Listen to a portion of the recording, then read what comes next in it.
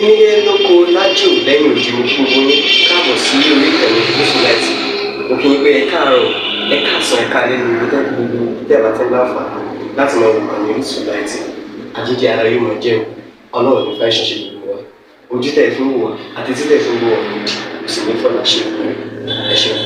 Mufty TV #1 Islamic channel jẹ́ ìkànnì tí ó wà fún oríṣiríṣi wáàsí àti ọ̀rọ̀ ẹ̀sìn látọ̀dọ̀ ọ̀pọ̀lọpọ̀ àwọn àfáà ńláńlá jàǹkàjàǹkà tí wọ́n mọ̀ máa ṣàlàyé ọ̀rọ̀ nípa ẹ̀sìn wa. Ní báyìí, ẹ bá mi subscribe sórí Mufty TV kí ẹ lè máa jẹ ọ̀pọ̀lọpọ̀ gbádùn àwọn fídíò táwọn fi síbẹ̀ lónìí ọ̀rọ̀.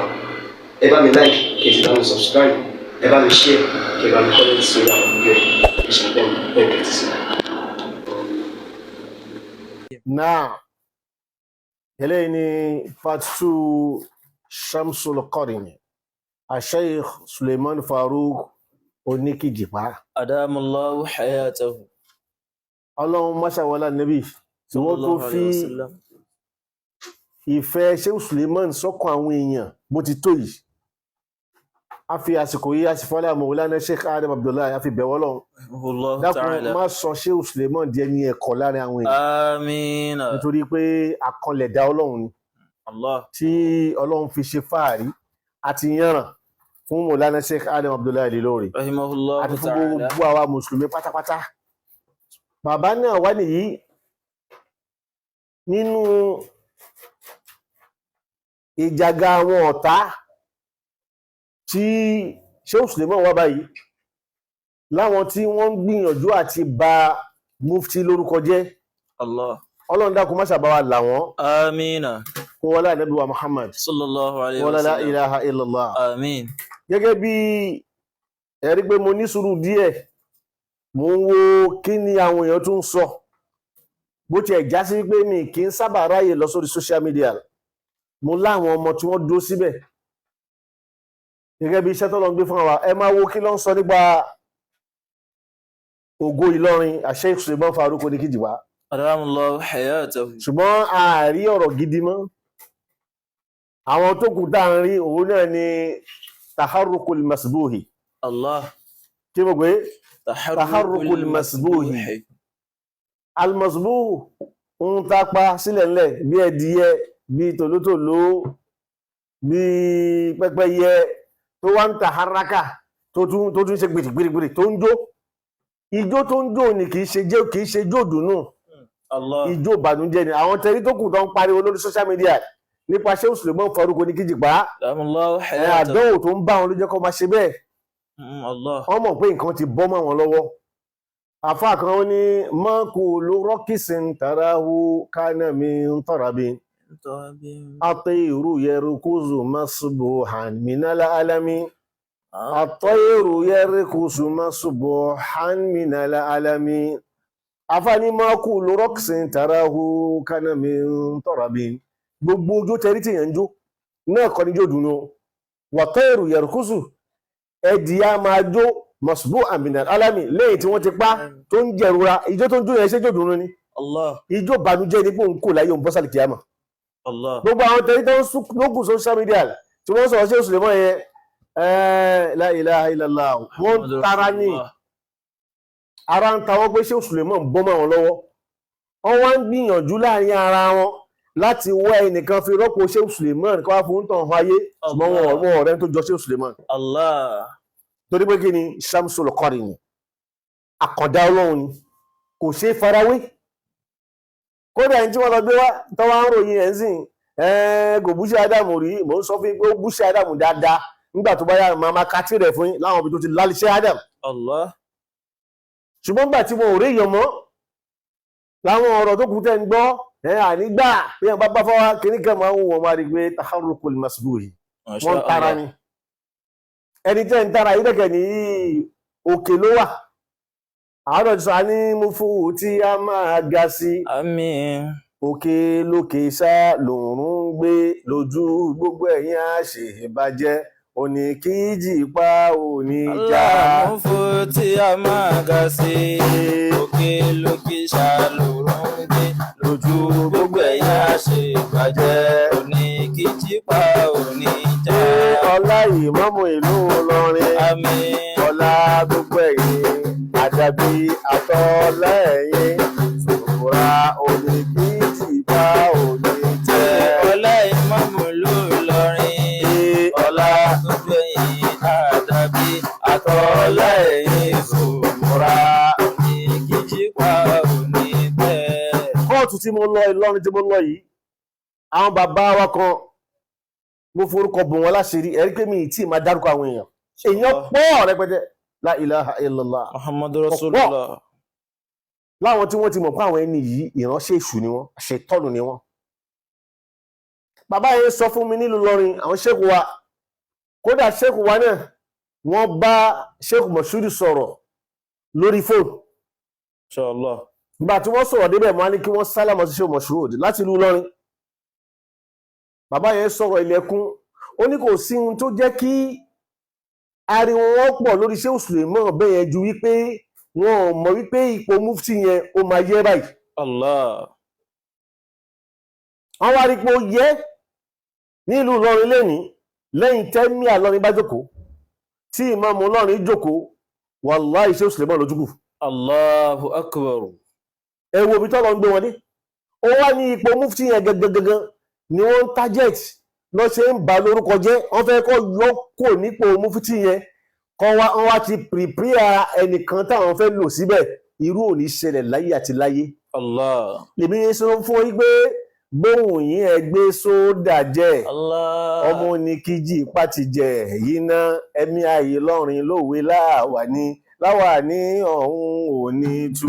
Gbóhùn yín ẹ gbé gbé sódà jẹ ọmọ ní kejì pàtì ó ti jẹ yìí ná. ẹ̀mí ayé lọ́rin lówe láwà ní ọ̀hún ò ní tú. bàbá wa ẹ̀mí ayé lọ́rin ẹ bá pariwo Sheikh. wallahu yasimuka minan nas la takhafu darakan wala taksha wala hawla wala quwwata. illa billah. bàbá ọba ẹ̀mí ayé lọ́rin ọlọ́run járe pẹ́. Amina. ẹ̀mí ayé lọ́rin ló ní ipò mufti ẹ̀mí ayé lọ́rin ló wé láwàní tí ò ní tú láíláí ibi yóò kẹ borúkọ jẹ́jẹ́ ọmọ oníkìjìpá ti jẹ yìí náà ẹ bá gbé sódà mú gbóhùn yìí ẹ gbé sódà jẹ bẹ́ẹ̀ bá dẹ̀ láìkí sódà ẹ lọ lo sniper gbóhùn yìí ẹ gbé sniper mú ọmọ oníkìjìpá ti jẹ yìí náà ẹ̀mí ayé lọ́rin lówe láwàní ọ̀hún ò ní tú. Gbóhùn yìí ẹ gbé sódà jẹ ọmọ oníkìjìpá ti jẹ yìí náà ẹ̀mí ayé lọ́rin lówe láwàní ọ̀hún ò ní tú. bàbá wa yìí ọlọ́run dákun wọ́n ṣàjárí wọn pẹ́. Àmín. wọ́n sọ̀rọ̀ wọ́n ní gbogbo àwọn tẹ̀ ń rí yìí wọ́n fọ́ ń gbìyànjú àti bà orúkọ Ìlọrin jẹ́ ni wọ́n lọ́mọ Ìlọrin lọ́mọ ọkọ wọn ni wọ́n ṣe bọ́ tí ń ṣe yìí. Allah. wọ́n láwọn ọmọ Ìlọrin kì í ṣe báyìí àwọn ọmọ atoko wa bàlú jẹ́ bóyá bàbá wọn lọ bí sí Ìlọrin àbí àwọn lọ bí sí Ìlọrin oníwà àwọn lè rí tí wọ́n ń ṣe ráwùráwù pẹ̀lú mufti lórí social media yẹn. Allah. ẹ sì lè látúbọ̀ tán rí ẹ̀yin ọmọ àlè ìlú Ìlọrin ẹ̀yin atoko wa bàlú jẹ́ tẹ̀ ń bí inú orí àjàdí àtúbọ̀tán yín ò ní dáa. ẹ̀yin ọmọ àlè ìlú Ìlọrin.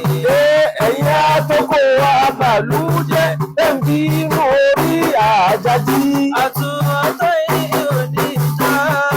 ẹ̀ ń bínú orí àjàdí ẹ̀bẹ̀ tó ń jẹ́ àjàdí Sheikh Suleiman Faruk oníkìjìpá. Adamallahu hayatahu. àwọn ló ń jẹ́ àjàdí orí tí Sheikh Suleiman gbé wáyé ò ṣe bínú wàláhì summa billahi al-azim. mo wá sọ fún àwọn bàbá wa yìí kọ́lọ̀ ń jẹ́ àrí wọn pẹ́. Àmín Allah. mo ní ṣe rí àwọn tíìmù yìí ẹni èṣù ni wọn kò sẹ́ni tí wọn lè bá tiẹ̀ jẹ́. Inshallah. kò sẹ́ni tí wọn lè fi rọ́ kó fi bà lórúkọ jẹ́.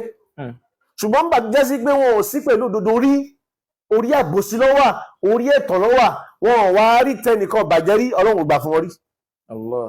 Sheikh Moshood Ramadan Jibril Al-Amir Al-Ketuwi. Adamallahu hayatahu. gbangba láti gbọ́ táwọn ọ̀tá ń sọ wípé Sheikh Moshood ń fi ẹ̀jẹ̀ èèyàn ó fi ń po ọṣẹ. Allah. ẹ̀wọ̀n tí Sheikh Suleiman orí Sheikh Suleiman kan ló ti bẹ̀rẹ̀ ẹni tó bá ti target wọ́n á wá ẹ̀rọ kan gbọ́ ẹ̀jẹ̀ ká sọ́dà ọ̀tá àwọn èèyàn. Sheikh Moshood Al-Ketuwi Al-Amiri. Adamallahu hayatahu. ìyàwó wọn last wife wọn ìyá Adam wọ́n sọ fún mi láìpẹ́ wípé ọdún tó ń bọ̀ ló máa pé 40 years táwọn ti fẹ́ Sheikh Moshood. Allah. ìyá yìí wá ní láàrin 40 years yẹn àwọn ò rí bàbá kí wọ́n jóògùn rí. kí wọ́n dóògùn lórí lórí òun wọ̀nyí bàbá kí wọ́n sí bẹ́rẹ̀ rí. ṣé irú ẹni bẹ́ẹ̀ ni wọ́n máa fi ẹ̀jẹ̀ èèyàn fi po ọṣẹ wọn ò rí yẹn ṣe Sheikh Abdul al-Gamawi gbangba ni wọ́n ti sọ fáyé nípa ikú Ustaz wa Ahmad ẹ̀sìn ní òbí wa wọ́n ní káàlì Gamawi bọ́ sí gbangba kó wá fi Kùránì búra tí ò bá ṣe pé òun ló pa Ahmad ẹ̀sìn ní òbí wa. So ti ṣé Suleiman kan ló bẹ̀rẹ̀ tó bá fẹ́ bá ti yàn jẹ́ wọ́n ní àwọn ọ̀rọ̀ tó máa gbé jáde tó máa fi rògbò ń tàn wọ́n fẹ́ sọ dọ̀tá ayé nìyẹn. ọmọ kan nígbà kan mo ní fídíò yẹn lọ́wọ́ mọ̀ tí mi ìfẹ́ ṣú ẹ̀ tẹ bá sì béèrè bá ṣú ẹ̀ fún yín. ọmọ náà nínú ọmọ kékeré báyìí láàrin wọn tó sì ń sọ fún gbogbo ayé wípé bàbá wa Al-Mufti al-Awwal Diyari Ìlọrí Sheikh Kamaldeen Al-Adabi rahimahullahu ta'ala wòlíì Ọlọ́run tó pé gbangba lọ́mọ èyí tí ń sọ wípé ṣéhù wa Kamaldeen àwọn ni wọ́n ya ọmọ ṣéhù bàbá wa Tajul Adabi ń wèrè torí kọ́ lè rí dáúlà lò. ẹ dákun ẹni tó pe rẹ̀ léèyàn ká má sọ pé àfà kéèyàn lanu sọ̀rọ̀ eléyìí sí ṣàkíyà ṣéhù Kamaldeen Al-Adabi wòlíì Ọlọ́run tó pé sá. mo wá ń bèèrè lọ bàbá ń lọ ní pé nígbà tí wọ́n sọ̀rọ̀ débẹ̀ wọ́n ní kí ni wọ́n wá gẹ́gẹ́ tó fi sọ̀rọ̀ àwọn kan báyìí wọ́n ní tó fẹ́ ṣe ní wọ́n fẹ́ já àdàbí mo ní sọ́lọ́run ṣe já ni tọ́lọ́run bá ṣe já àdàbí ò ṣe já àwọn ọlọ́pìnlẹ̀ gbogbo ojú ọ̀nà yìí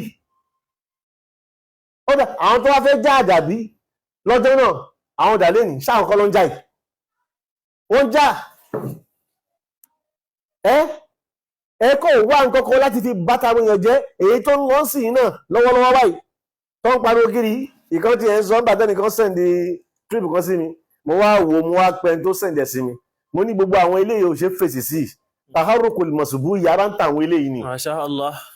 tó sọ pé tí àwọn bá gbégbékúgbé wọlú lọ́rin àṣírí ẹ̀ máa tú èmi wá ń sọ fún ẹni tó sẹ́ndẹ̀ mo lóhun tó ń sọ̀rọ̀ yìí ìbíkúbi lóhun kan jẹ́ lù lọ́rin àwọn bàbá àti ìyá tó bí ìbíkúbi lọ bí sílùú lọ́rin ló jẹ́ kó bá ti mọ́yìn tì Sheikh Suleiman Farouk oníkìjì wá ọlọ́run máṣà wọlá níbi wa Muhammad mo kàn fẹ́ fẹ́lẹ̀ ọlọ́run máṣà bá dáàbò bò wọ́n mo kàn fẹ́ kí gbogbo ayé mọ eléyìí nígbà táwọn kan sọ wípé kí n sọ̀rọ̀ ní mo ní kò sí ti fẹ́ sọ́n pa ẹ̀ kò sí kíni kò sí nǹkan ti fẹ́ sọ́n pa ẹ̀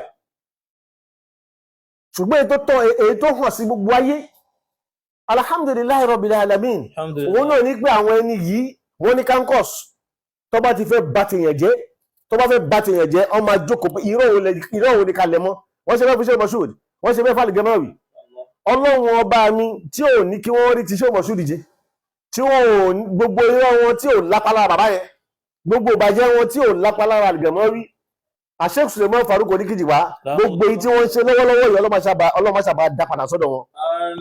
wàṣàmùsùn ló kọ́rin ní ya Sayyidi àyà Suleimana ya Sanadi anjaka rabbi minakatin anjaka rabbi minakatin liyalu wa fikiru kafirun baladi.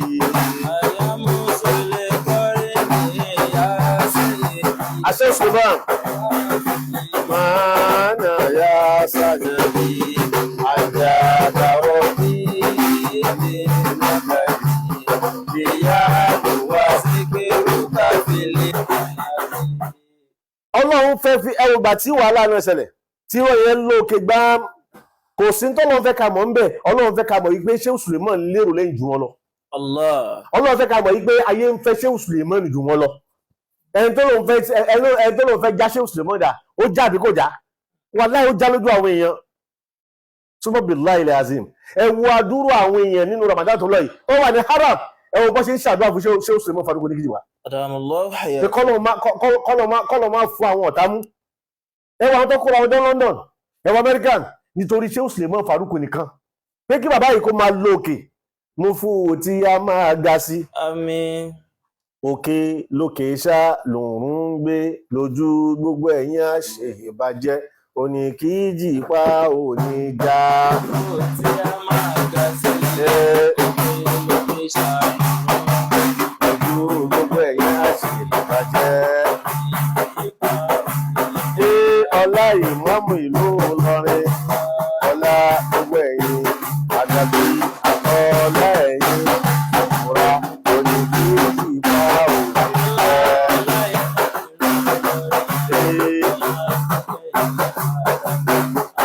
ọlá ẹ̀yin òmùra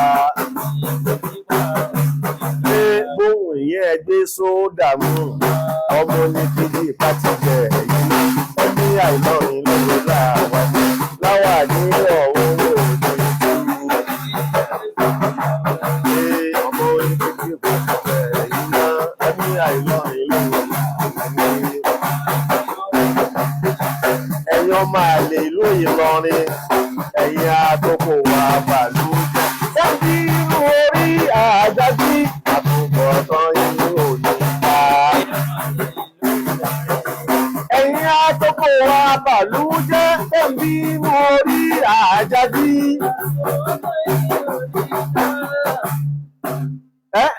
Ọmọ Ọlọ́rin gidi kan ò gbọ́dọ̀ ṣe ìwé ìtẹ̀yìn ṣe yìí.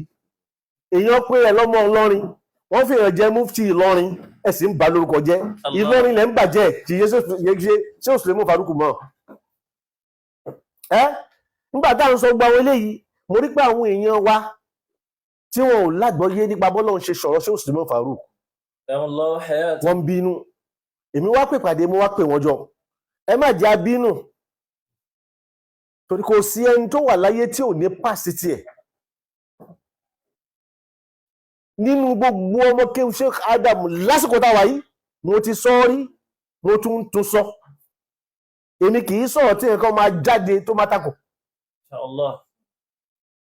Mo sọ, mo tún sọ, ẹ dárúkọ oníwàásí kan tó halẹ̀, tó milẹ̀ lágbàáyé lẹ́rìn tó ṣe òṣèlú Faruku ní kíjìbà.